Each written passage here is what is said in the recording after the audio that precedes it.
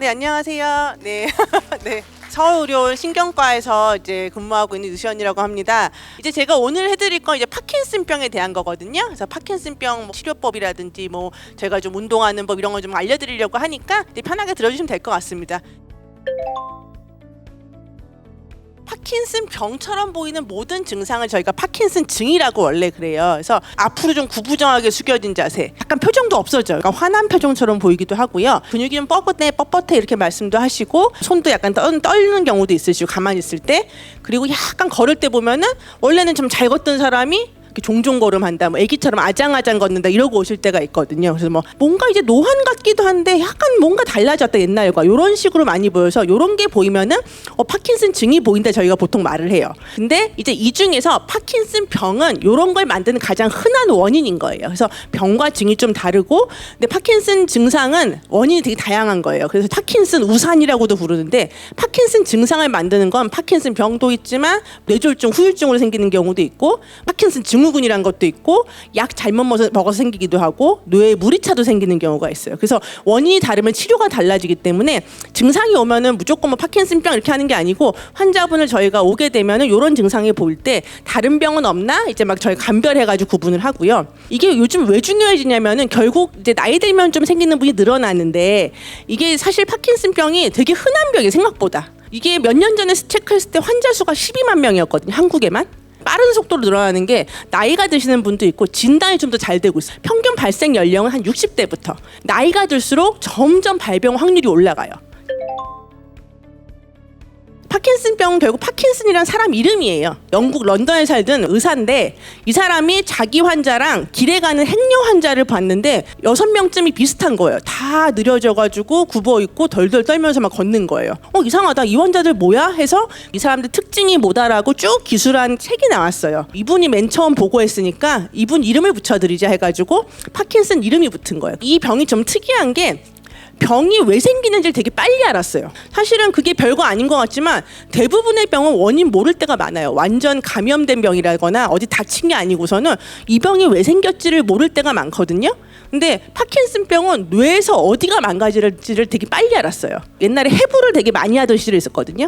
막 뇌를 다 해부해 보니까 뇌에서 일부 부분에 세포가 좀 없어지는 사람들이 다 이 병에 걸리더라. 이게 뇌에서 단면 잘라놓은 조금 그림이거든요. 그러니까 밑에 검게 보이는 게 정상인데, 이게 파킨슨병 생기는 분들은 없어져요. 여기랑 관련된 게 바로 뭐냐면은 도파민이다. 그래가지고 이걸 주면 좋아질 텐데, 그런 환자 증상이 도파민을 주는 법을 사실 알기 힘들었거든요. 왜냐면은 도파민은 밖에서 그냥 줄 수가 없어요. 입에 넣어서 도파민 들어가는 게 아니고, 도파민은 너무 크거든요, 덩어리가. 그래서 뇌로 못 가요. 그래서 60년대 들어와서 이제 약을 만들어 줬어요. 그래서 이제 개발은 약은 60년대, 그 다음에 수술하고 이런 거 한 90년대 중반 이렇게 해가지고 많은 분들이 약을 만들어서 좋아지게 됐죠, 증상이.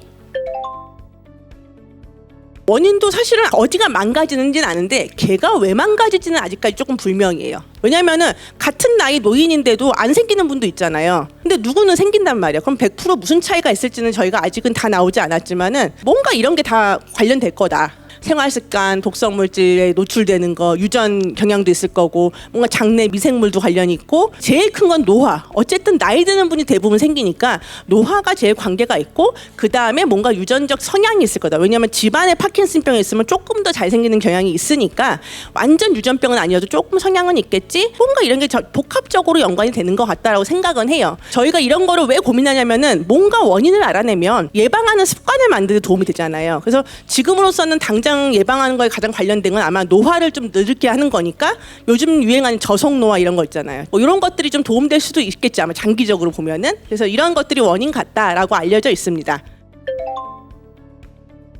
파킨슨 증상이 정말 어려운 게 뭐냐면, 환자분들이 불편한 건 이 밑에 있는 안 보이는 증상이에요. 느린 것뿐만 아니고 냄새도 못 맡겠고, 앉았다 일어나면 어찌라고, 변비 심하고, 성격도 급해지고, 헛게 보이는 경우도 있고, 땀은 왜 이렇게 많이 나며, 입은 마르고, 우울하고 불안하고, 이게 다 오거든요, 같이. 도파민 떨어지고 그런 게 신경 변화가 이런 걸 다 만드는데, 이거는 사실 겉에 안 보이잖아요. 초반에는 이제 운동에만 많이 좀 신경을 썼는데, 사실 이 비운동 증상이 엄청 커요. 그래서 이제 의사랑 그런 것도 다 상담을 해가지고 저 밑에 있는 증상들도 같이 많이 조절을 하고요. 파킨슨 파킨슨도 단계가 있어요. 호했냐 척도라는 걸 많이 써. 호와 야라는 이제 사람의 이름을 더해서 한 건데 1단계는 한쪽만 불편한 거. 보통 파킨슨은 한쪽부터 시작하거든요. 그래서 한쪽만 불편하고 느리고 뻣뻣하면 1단계. 양쪽이 다 불편한데 아직은 뭐 균형은 괜찮아. 그럼 2단계. 근데 약간 중기로 넘어서서 균형이 흔들려서 넘어질 것 같아. 뒤로 좀 넘어질 것 같고 자꾸 흔들흔들하고 불안해하면 3단계. 정말로 이제 혼자 걷기 너무 무서워서 지팡이라든지 워커라든지 뭔가 부축도 좀 필요하다 하면 4단계. 혼자는 정말 걷거나 이동이 안 돼. 그럼 이제 5단계까지 가거든요. 이런 단계가 있다라는 걸 좀 참고해 주시면 되고 저희가 웬만하면은 중간 단계라든지 이런 데서 잘 유지해서 걸음을 유지할 수 있도록 최대한 도와드리거든요. 이런 게 있긴 있더라라고 알고 계시면 좋을 것 같아서 보여드리는 거고요. 파킨슨병이 사실 진단은 운동 이렇게 나올 때 진단을 하는데 그 전부터 세포는 먼저 손상이 되고 있어요. 뭐 변비가 심하게 생긴다든가 뭐 어지럽다든가 이런 게 약간은 전구 증상일 수 있고 조금 많이 의심하는 증상이 자다가 잠꼬대하면서 소리 지르고 옆 사람 친다든가 혹은 냄새를 잘 못 맡는다든가 뭐 이런 것들이 생기기 시작하면은 혹시 약간 이 사람이 파킨슨으로 진행할 확률이 높지 않을까 점점 의심을 해요. 아직은 뭐 저게 있다고 100% 진행은 아니기 때문에 근데 이런 것들이 좀 있다라고 좀 알고 계시면 좋을 것 같고요.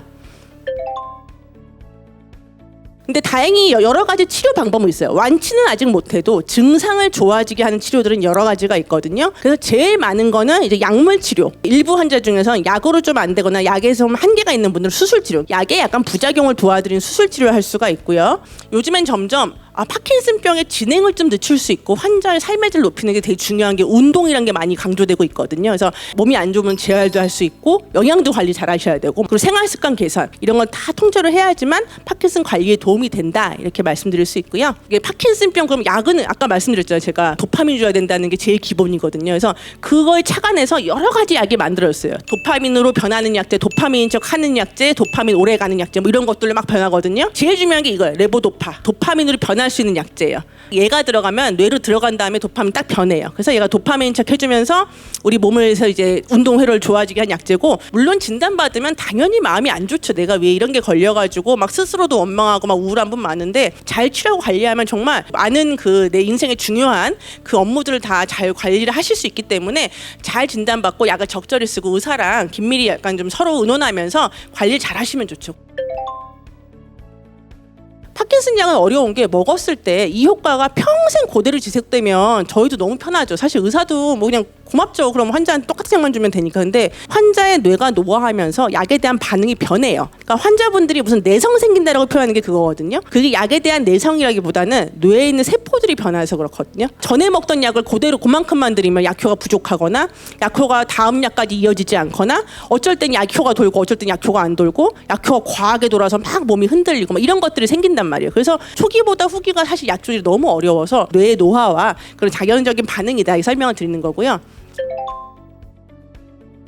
이게 사실은 한국은 노동에 익숙한데 운동에 익숙하지가 않으세요. 나는 종이를 주우러 다닌다 이런 얘기를 하세요. 근데 그거는 사실은 노동이죠. 왜냐면은 운동과 노동 차이는 내가 필요한 만큼 근육 같은 거나 관절 안 다치게 적절한 움직임에서 저희가 근육량을 늘려주고 심박수를 높이는 적당한 운동이 운동이고 막 뭐 쭈그리 앉아서 힘들게 하는 건 그냥 노동이에요. 그거는 관절 상하고 근육 좋아지는 것도 없고 이러니까. 그래서 조금 나가서 안 하던 분들은 좀 햇빛부터 쐬는 거 시작해가지고 좀 걷고 익숙해지면 빨리 걷고 아니면은 차라리 실내 사이클링 날씨랑 관계없이 그걸 좀 빠르고 약간 세게 돌리는 거 하면 심박수도 올라가고 운동이 좀 되거든요. 그래서 좀 힘든 운동을 일주일에 한 3번씩 30분 이상씩 해주시면 참 좋겠다 얘기를 많이 드려요. 그리고 유연성도 또 있어야 되기 때문에 맨손 체조 같은 거 아니면 이제 약간 스트레칭 해주시고 뭐 요가 해주시고 이런 거 나쁘지 않고 근데 그걸 하면 확실히 연구들 보면은 파킨슨병 진행 속도가 늦춰지더라. 병이 있는 분도 증상 호전시키고 진행 늦추지만은 병이 없는 분도 좀 그 예방도 되고 좀 몸이 좋게 만들어서 다른 질병도 그 예방하기 때문에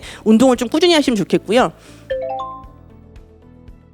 사실 이제 파킨슨은 제일 중요한 게 느려지는 거예요. 느려지는 거. 누림과 뻣뻣함이 주증상이고 그 다음에 이제 같이 오는 게 떨림이 이런 식인데 내가 한 1, 2년 사이에 내 친구들보다 가장 너무 지쳐진다.